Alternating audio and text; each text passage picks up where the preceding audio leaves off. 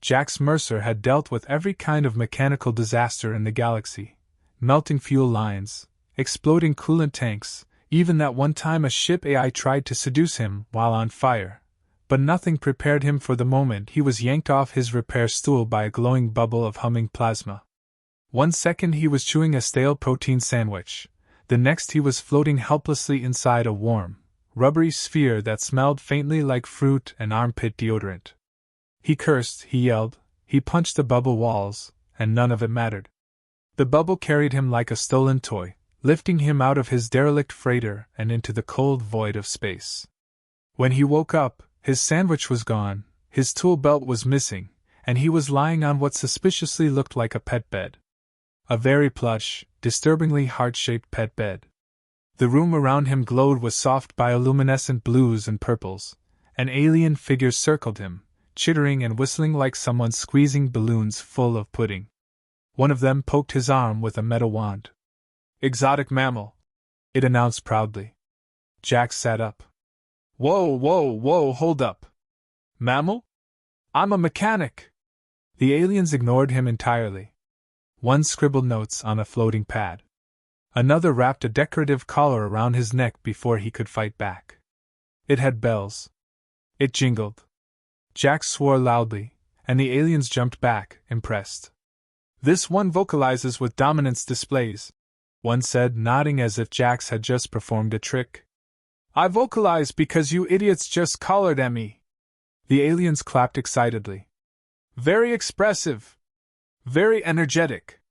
Before he knew it, they'd pushed him onto a hovering platform alongside other creatures, some adorable, some horrifying.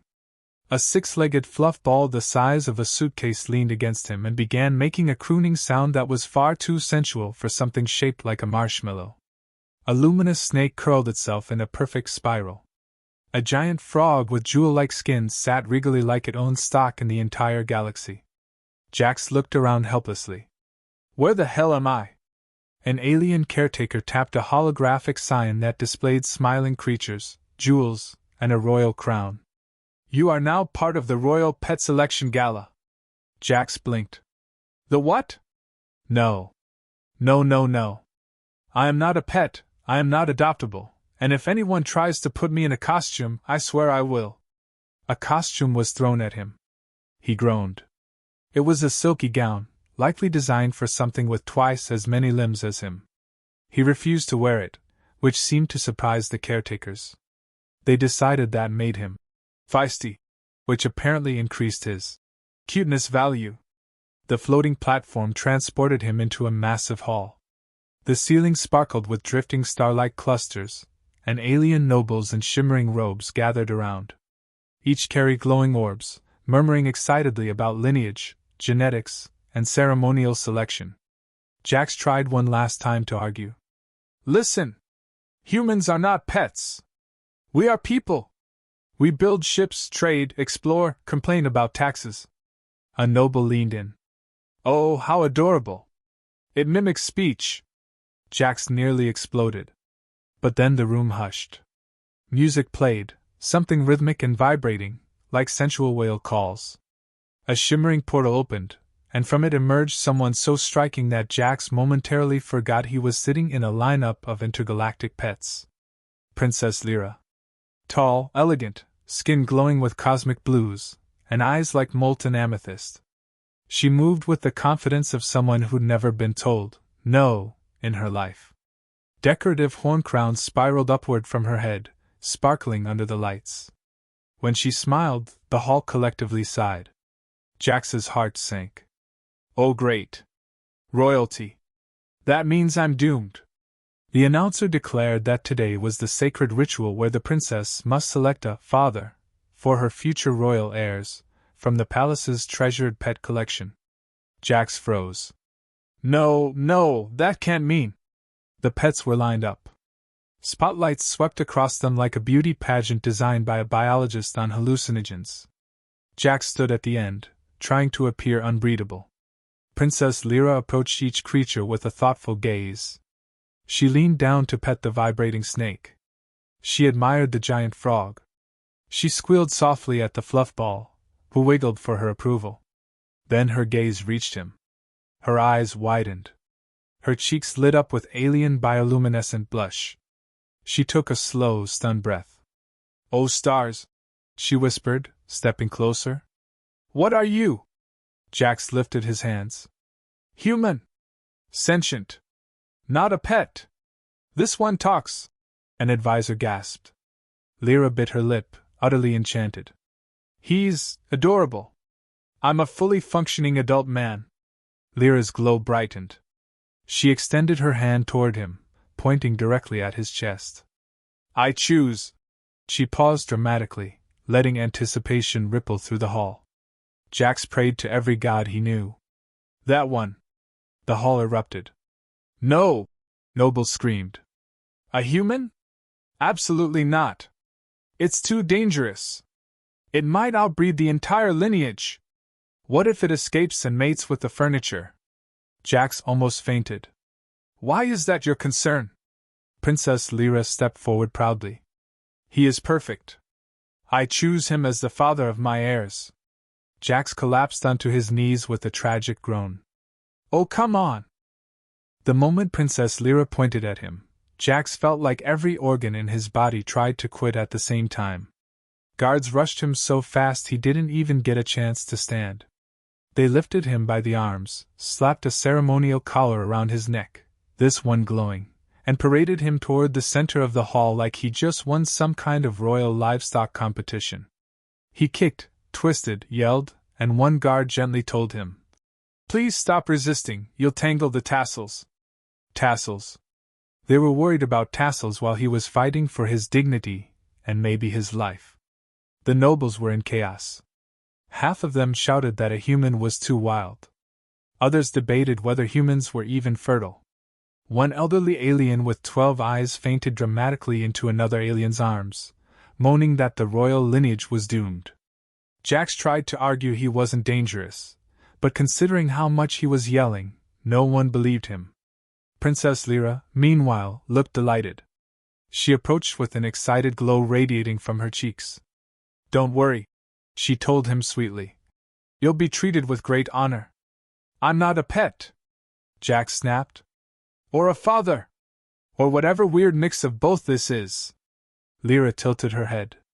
"So spirited. So rare. So exotic." "Stop calling me exotic!" The guards didn't listen. They led him down a corridor decorated with floating banners of past royal father pets, who all looked extremely non-human. Giant horned beasts, elegant bird creatures, and even something that looked like a floating jelly cloud. Jax groaned. "I'm the only one here with a mortgage and body hair, aren't I?" They brought him into what looked disturbingly like a training chamber. A massive screen lit up with smiling cartoon aliens explaining in a cheerful voice. "Welcome, new father pet. This orientation will teach you how to please your royal partner." Jax screamed internally. And externally. The video continued. "Humans love belly rubs." Jax stared. "No, we don't. Humans display mating readiness through muscle flexing. I do not. Humans thrive on a soft diet of fruits, yogurt, and affection." "Okay, that one's not completely wrong, but shut up." A caretaker with 4 arms took notes. "He appears vocal. Perhaps we should quiet him with grooming? What are you, HEYNO?" Jax tried to run, but the caretaker grabbed him and brushed his hair like he was a show pony. The brush vibrated, humming a low tone meant to calm him. It didn't. It made him angrier. Or at least more humiliated. Before he could protest further, Princess Lyra entered the room. Everyone bowed except Jax, because he was too busy trying to get the grooming brush out of his hair. She dismissed the caretakers and walked toward him with an unreadable expression. He braced himself for something awful, but her voice softened. "Are you truly sentient?" she asked, genuine curiosity in her tone. "Yes. Obviously. I can fix engines, file taxes, and complain constantly." Her eyes widened like he'd revealed ancient wisdom. "Incredible. You must be very intelligent. Finally, someone gets it. So can you, please, explain I am not a pet?" She hesitated. Our records classify humans as, well, emotionally volatile companion animals with high problem-solving skills. Jax blinked. Emotionally volatile? She looked him up and down, considering. Given your yelling, it may not be inaccurate. He opened his mouth to argue, closed it, then sighed. She smirked. See? Before he could come up with a comeback, 2 royal advisors burst into the room. Princess! Nobles from the outer courts are furious. They refuse to accept a human father pet. They say it is undignified. Lyra squared her shoulders. I made my choice. He is unique. Strong. Beautiful in a strange, soft, naked sort of way. Jax rolled his eyes. Thanks? The advisors warned her of political backlash, potential scandal, even the threat of losing support for her future coronation. But the princess remained firm. I will not revoke the selection. He is mine. Jax choked. Not yours. Nobody owns me. The advisors looked horrified, whispering that the human was rebellious and might be too wild to control. Jax wanted to scream at them, but he had a feeling it would only prove their point. The princess leaned closer, her expression softening. Do all humans fight so stubbornly? Only when we're being kidnapped into forced parenthood, he replied. Her lips curved into a smile. I find it charming. That comment alone drained the fight out of him for a moment. He stared at her glow, her strange beauty, her confidence. It was confusing, infuriating, and weirdly flattering all at once. But before he could think too deeply about it, the guards returned for the next ritual stage. They dragged him into a hall full of nobles and pets dressed in elaborate ceremonial garb. Jax tried to blend in with the scenery, which failed because he was the only creature wearing pants and glaring at everyone. He spotted a massive 6-eyed beast glaring back at him as if saying, I was the favorite before you arrived, hairless freak. Jax nodded slightly. I didn't ask for this job, buddy. The nobles argued among themselves until one yelled, If the human is so clever, let him escape his cage. The others murmured excitedly. Jax rolled his eyes. I'm not escaping anything. I'm just walking out the door. He took 2 steps before a fluffball creature followed him like a lovesick puppy, bouncing happily and cooing. The guards immediately seized him. Escape attempt. Classic human behavior. It wasn't, oh forget it. Jax groaned. Princess Lyra appeared once again, stepping between him and the guards. Do not punish him. My choice stands. He will be the father pet of the royal line. Jax's soul left his body for the 5th time that day. Somewhere in the growing chaos, a noble whispered loudly, At least he's cute. Jax screamed. The palace staff swarmed Jax the moment morning hit, dragging him into a preparation chamber that looked like a cross between a spa, a medical lab, and a boudoir designed by someone who didn't understand the concept of modesty. The floor glowed. The walls pulsed. The attendants had too many hands and far too much enthusiasm. One held oils, another held brushes, another held what looked like a waxing strip the size of a bed sheet. Stay still, father pet, one chirped. I'm not, don't touch that, HUI, stop peeling things OFF me. They didn't listen. They waxed him. They oiled him. They buffed him until his skin sparkled like he'd been polished for sale. A tentacled attendant leaned in with wide eyes and said in a soft, admiring tone, Such firm breeding muscles. Jax nearly screamed. Again. When they finally stepped away, Jax was left standing in the center of the room, dazed, half-dressed, half-glowing, and absolutely traumatized. He had never in his life felt so objectified. Or shiny. Princess Lyra entered with slow, graceful steps, her glow brighter than before, her expression unreadable. The attendants bowed and scurried out, leaving Jax alone with her once more. He crossed his arms over his polished chest, scowling. Are you all right? She asked softly, coming closer. Do I look all right? He said. I've been waxed in places no living being should be waxed. Lyra blinked. But you look very smooth. That is not reassuring. But the anger faded as she stepped closer, studying him, not like a pet, felt like a puzzle. She reached out, then hesitated. May I ask something? Depends, Jax muttered.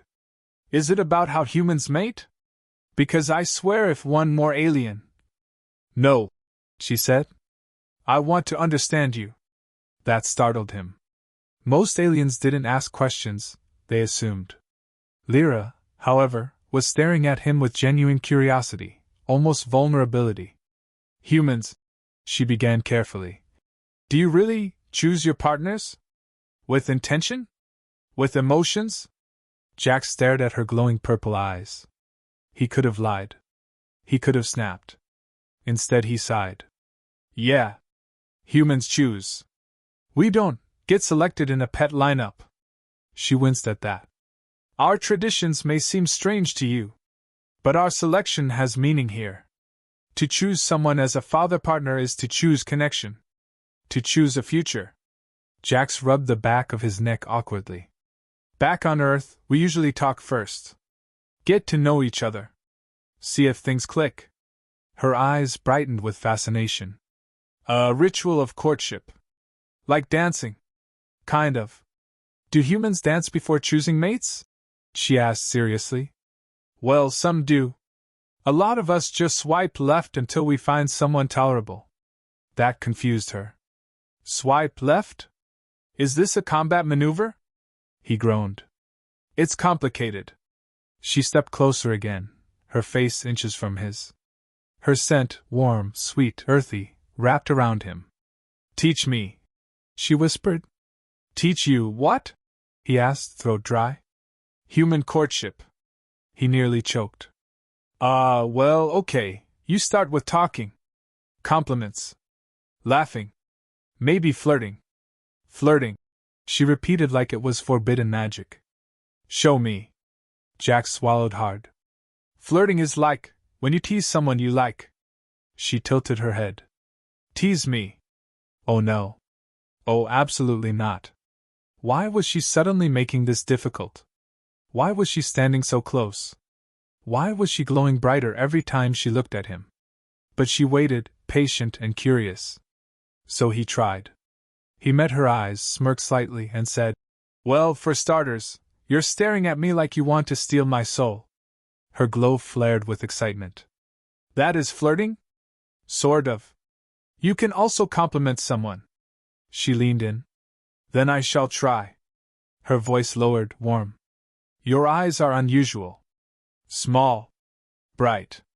Like little tempered suns. I find them distracting. Jax forgot how to breathe. She smiled. Another compliment. And your body, though smooth and hairless now, is shaped strangely. Compact. Powerful. I find it pleasing. He coughed. Okay, that's actually very, intense. Lyra laughed softly.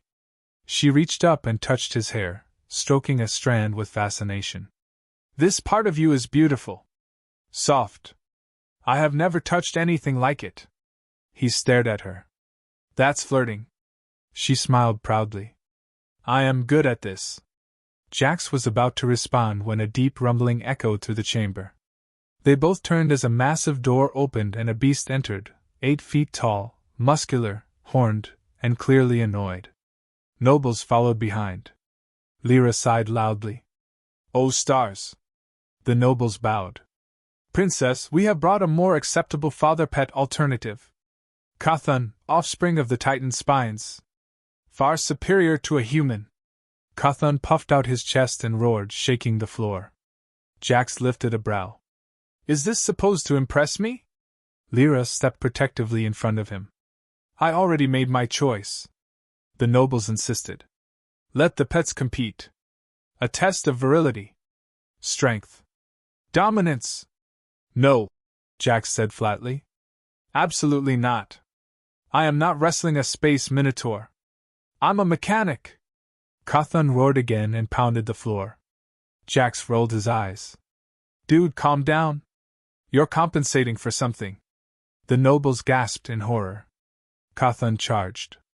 Jax yelped, dove aside, and Cawthon slammed into a grooming table, flipping it over. The princess watched in panic. Jack scrambled backward, thinking desperately. He couldn't fight the brute with muscles. But he could fight smart. As Cawthon lunged again, Jax grabbed a grooming oil bottle and sprayed it under the beast's feet. Cawthon slipped, skidded, roared, tripped over a wax heater, and flew headfirst into a cushioned wall, getting stuck like an angry decorative ornament. The hall fell silent. Jax panted, sweating, chest heaving. "Who's the exotic mammal now?" Princess Lyra burst into delighted laughter, glowing brighter than ever. The nobles, horrified but impressed, backed away. Lyra approached him slowly, awe in her eyes. "You beat him without fighting. That's called problem-solving. Humans do it a lot." She touched his cheek gently, admiration glowing in every part of her. "You are extraordinary." Jack swallowed as her thumb brushed his jaw. "You're not so bad yourself." They stared at each other, tension thick and warm, energy pulsing between them, until a palace gong echoed. The ceremony. The pod room called. Lyra whispered, "Tonight the galaxy will witness our connection," and extended her hand to him. Jax's heart pounded as he took it, unsure whether he was being dragged into a nightmare, a romance, or both. The chamber fell into an echoing silence broken only by the nervous breaths of advisors who suddenly wished they'd studied human diplomacy before this moment. The princess stood in front of the human mechanic like she was about to announce a royal feast, while he stood like he was about to be roasted in one. He tried to look confident, but judging from the tremble in his knees, it was clear that confidence had abandoned him long ago. She reached out, took his wrist with theatrical flourish, and declared to the entire court, who had gathered again for this final resolution, that she had found her choice, and she would not be swayed even if the palace imploded behind them. The nobles gasped, several fainted, and at least one alien historian began scribbling furiously, whispering to himself about how this would ruin 3 centuries of royal bloodline charts. He gently pulled his wrist from her grip, trying to preserve some sense of personal space while also not offending her and sparking a new interplanetary conflict. He spoke slowly, as if addressing a very confused space toddler, explaining that humans had free will, governments, cultures, and most importantly, a general preference for not being made surprise fathers to royal alien babies. She listened, and to his surprise, she didn't interrupt. Instead, she tilted her head, absorbing every word with an expression halfway between curiosity and disappointment. The nobles looked back and forth between them like they were watching an interspecies breakup. When he finished speaking, she drew a long breath, visibly torn between respecting his wishes and ignoring them in favor of her cosmic-level crush. She stepped closer, her voice dropping to a quieter tone that still carried enough authority to silence an auditorium. She admitted that she didn't want a random father for her heirs, she wanted him specifically. Not because he was an official pet, or because the court demanded it, but because she genuinely found him fascinating, his stubbornness, his chaotic bravery, his refusal to bow even when surrounded by aliens 3 times his size, and the fact that he once threatened a malfunctioning engine with a wrench and the engine actually obeyed. The nobles mumbled in disbelief, whispering that such a thing was either a myth or a sign of a dangerous new political era driven by raw charm. The mechanic felt the heat climb up his neck. Flirting was one thing, but heartfelt confessions from royalty? That was a level of pressure his toolbox had never prepared him for. He cleared his throat, glanced around, and pointed out that he was flattered, extremely flattered, in fact, but romance between species usually required at least one date, not a public declaration involving biological destiny and a confused pet registry. The princess blinked, then asked what a date was. The court erupted again, not in scandal but in chaos, because the alien biologists began taking notes about this strange human ritual. One noble loudly argued that if this date involved fighting, they could prepare an arena. Another said it sounded like a meal-sharing ritual and asked the kitchen staff if they could prepare something edible for the tiny creature. He pinched the bridge of his nose, realizing that explaining human courtship might accidentally rewrite an entire interstellar species culture. Still, it was better than becoming the father of royal hybrids before even knowing what they'd look like. So he calmly explained the concept, two people spending time together, learning about each other, deciding if they even liked each other enough to continue. The princess listened so intensely he swore she was memorizing every syllable. When he reached the part about mutual consent, half the nobles fainted again, horrified at the idea of choice in romantic matters. Then something unexpected happened. The ruler of the empire stepped forward. For the first time since the fiasco began, their expression softened, shifting from imperial frustration to resigned amusement. They reminded the princess that while royal tradition demanded a father be chosen, it did not demand the choice be immediate. The ceremony could be postponed, politics could be reshaped, and the galaxy would not collapse simply because the future heir's origins were delayed for a bit of interspecies social exploration. The princess's eyes lit up. The mechanic sighed in relief so deep it sounded like a dying air vent. The ruler declared that instead of an official bonding, the two of them would embark on a diplomatic exchange, meaning, in simple terms, a royal-sanctioned period where both could study each other's cultures. The court murmured with a mixture of relief and disappointment. Some nobles clearly wanted the scandal. Others just didn't want to rewrite biology textbooks. The princess immediately grabbed his hand again, though this time with less force and much more excitement, asking if this meant they could finally begin this date thing. He swallowed hard because while this solved one problem, it created another. How exactly did one plan a date with an alien princess on a ship full of advisors, guards, and scientists tracking his every move? The ruler waved everyone away, officially ending the madness-inducing ceremony.